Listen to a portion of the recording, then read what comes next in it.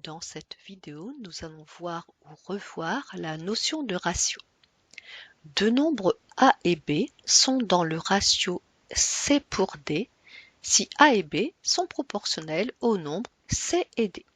Autrement dit, si l'on a un tableau de proportionnalité. Premier exemple. En peinture, pour fabriquer une certaine teinte, on mélange du rouge et du bleu dans le ratio 3:5. Alors, qu'est-ce que ça signifie? Ça signifie que si vous mettez 3 doses de peinture rouge, il faudra mettre 5 doses de peinture bleue. On utilise 450 ml de peinture bleue. Quelle quantité de peinture rouge faut-il ajouter?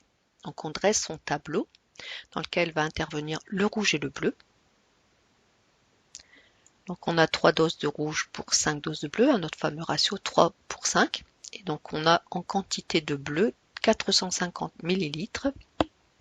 Et on voudrait savoir quelle quantité de peinture rouge on doit mettre. Donc,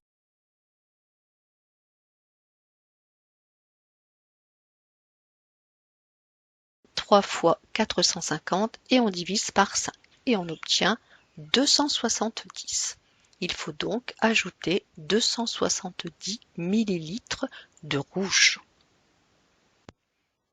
On veut à présent fabriquer 1 litre de peinture. Quelle quantité de rouge et de bleu faut-il mélanger? Donc on reprend notre tableau, on est toujours dans le ratio 3:5. Voilà, donc si je mets 3 doses de rouge et 5 doses de bleu, j'aurai mis au total 8 doses. Donc ça c'est ma peinture à la fin. Donc je veux en fabriquer 1 litre, donc je vais mettre en millilitres. Donc 1 litre c'est 1000 millilitres. Et là je vais pouvoir faire mon calcul.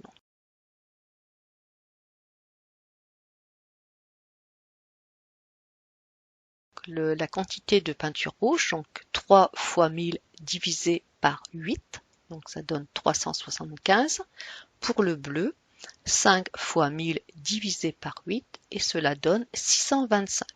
Et donc il faudra mélanger 375 ml de peinture rouge et 625 ml de peinture bleue pour obtenir notre litre de peinture. Deuxième exemple. Le fameux 4 quarts est un gâteau dont les ingrédients œufs, farine, lait et sucre sont dans le ratio 1:1:1:1. Expliquez ce que cela signifie.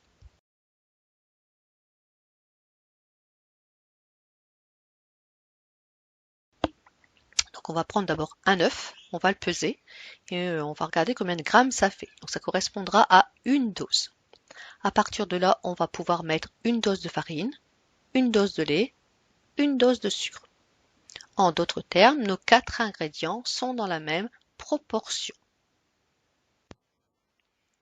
Enfin, dernier exemple pour cette vidéo, dans la recette du clafoutis à la cerise, il faut mélanger 100 g de farine et 60 g de sucre. Donner un ratio correspondant. J'ai refait mon petit tableau, donc farine et sucre. Donc on peut proposer par exemple comme ratio 100 pour 60. Alors on peut en proposer d'autres, on peut proposer par exemple 10 pour 6. Et on peut proposer le plus simple, 5 pour 3. Fin de cette vidéo.